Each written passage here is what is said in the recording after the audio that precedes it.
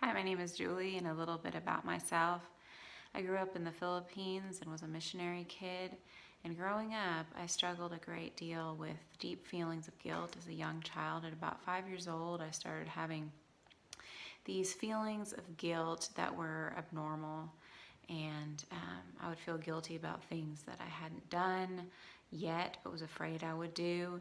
And I had fear of accidentally telling a lie. And so that was kind of my first form of bondage that I experienced, was as a young child around 5 years old.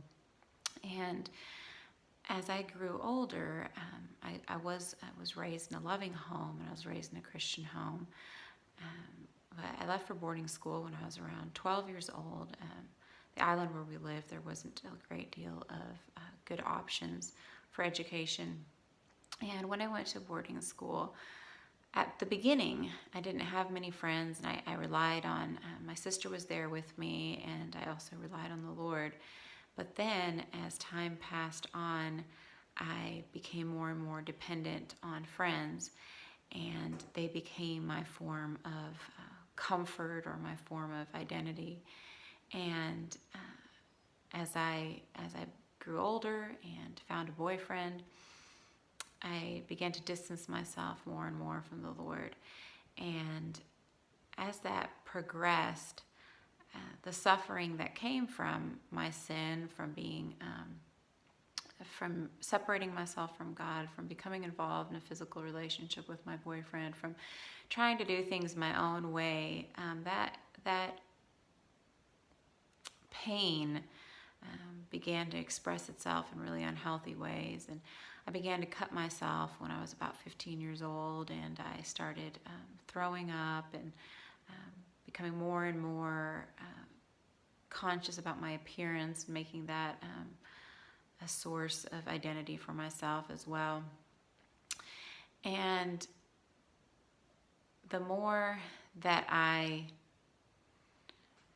tried to run from God, the more miserable I became, and the more I really blamed Him for a lot of my suffering. And I had Christians around me that weren't perfect, and some people that maybe were not the best examples of a believer in my life. And so that just fueled my own fire for not for hating God, in a sense, where it came to a point where I felt like God wasn't good, and if God was evil and Satan was, if God was evil, then his opposite or his enemy, Satan, must be good. And so I really began to kind of pursue that. And I had a friend who would talk about demons and this stuff as well. So I kind of got drawn or interested in that through that friend, but also made my own choices where I really decided to kind of to pursue Satan, began praying to Satan. And at age 16, I told Satan he could have my soul. At this point, my parents had already moved me back to the U.S. in hopes to get me help.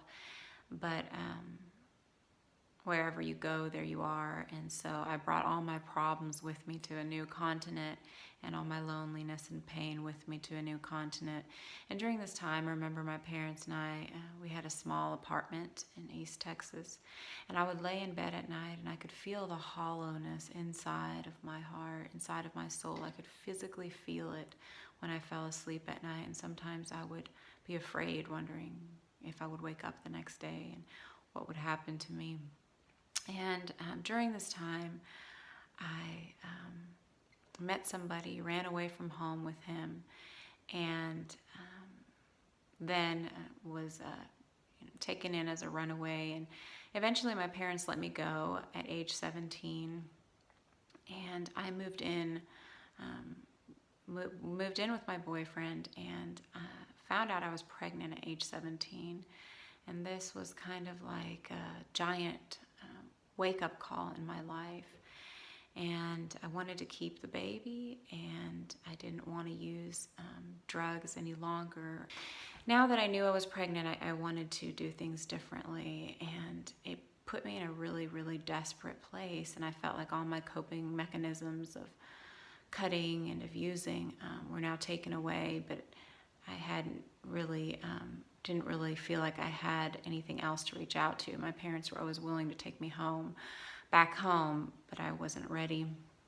And about age 18 years old, I was lying in bed, and I was living in a bad part of town, West Central Texas, and the dad of my baby that I was pregnant with, and my boyfriend at the time, he was in the living room drinking with one of his friends, and I could hear their laughter, and I just felt like I had to get out. It was in the middle of the night, and so there, pregnant and alone in the middle of the night, I started walking, and I walked into this public park nearby trying to get away, and I found a restroom stall there, a bathroom actually, and I walked inside, and I remember the door wouldn't lock, and I was afraid, and I sat there on the floor, and there was a toilet to my right, and I just remember that so perfectly, how I was sitting there on the floor, the toilet to my right, and this realization hit me that I was all alone, that there was nobody else there.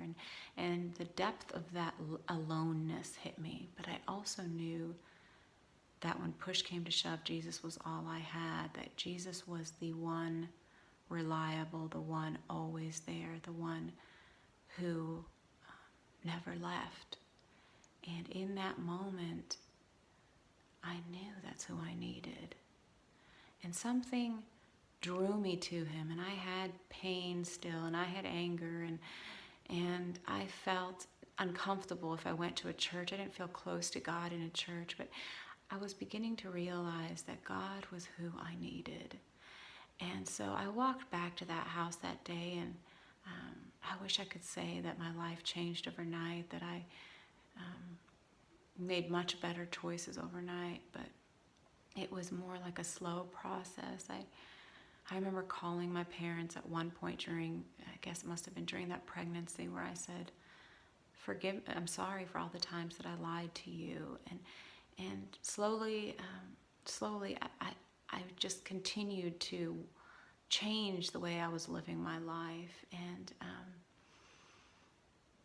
this blog is really about God bringing us freedom in Him, and this is what it is about. Each of us struggles with temptation in different areas of our life, and God is longing to fill the deepest needs of our souls in the way that people and substances, or even good things, promises to do for us, but never ever can fulfill. And so may God speak to you through this blog and encourage you to pursue Him above anyone or anything else as the first love of your life.